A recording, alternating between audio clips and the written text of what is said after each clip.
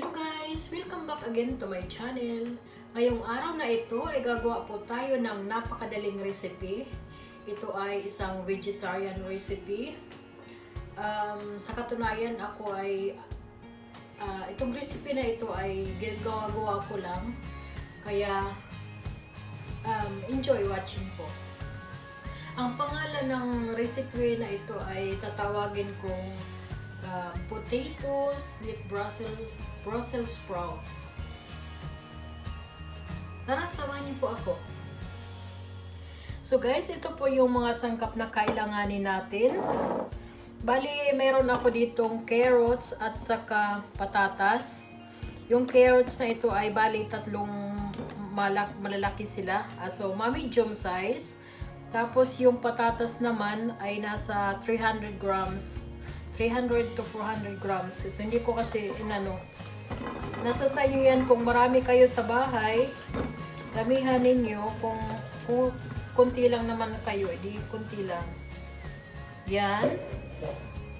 Lagay natin sa isang yan, mas nakikita ng maayos. Lagay natin dito sa isang lagayan.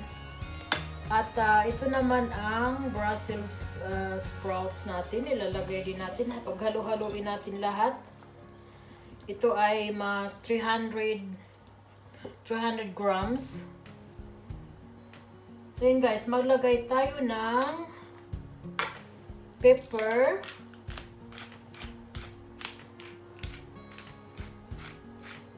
Yan, pepper. Depende sa gusto niyo. Gusto ko maraming pepper. Tapos maglagay tayo ng asin.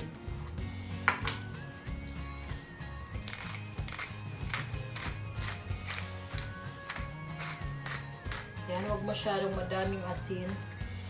Tapos maglalagay din po tayo ng Italian herbs. Italienische Kräuter. Yan, ganun lang. Hindi na ako kasi ako nag-ano kung ilang kutsara, ganun, basta ninaano ko na lang sa akin. Chinachansa ko na lang. Yan, tapos maglagay din po tayo ng olive oil.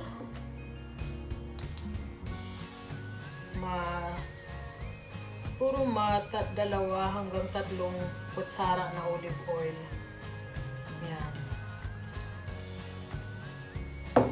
Tapos ito ay lemon juice. Inano ko na siya, yung ni-press ko na yung lemon. Tapos maglagay din tayo ng konti. Huwag din masyadong madami para hindi masyadong maasim.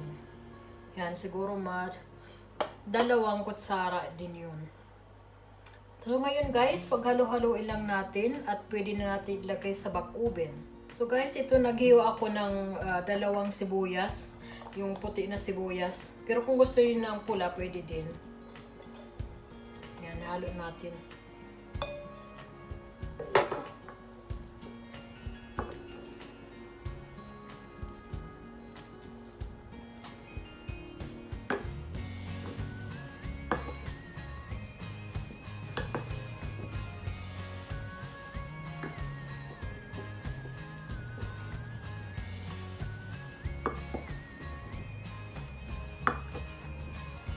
Yan.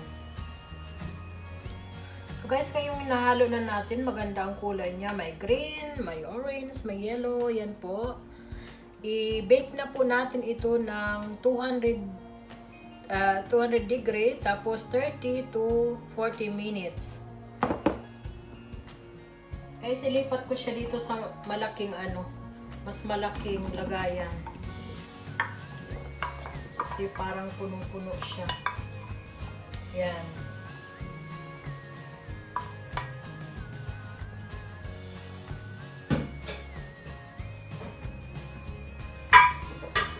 So, i-bake na natin.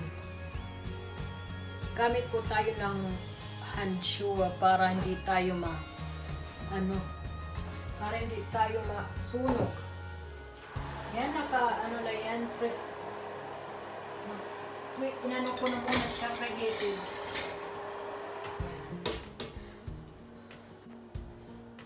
Balikan po natin mamaya after 30 to 40 minutes. So guys, ito na po yung ating baked potatoes with Brussels sprouts. Tamang-tama po yung kanyang pagkaluto. Medyo brown siya.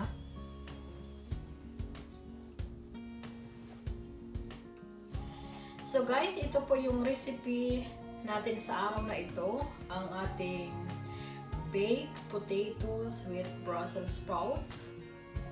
Maraming salamat po sa panonood. Hanggang sa muli. Bye! Thank you!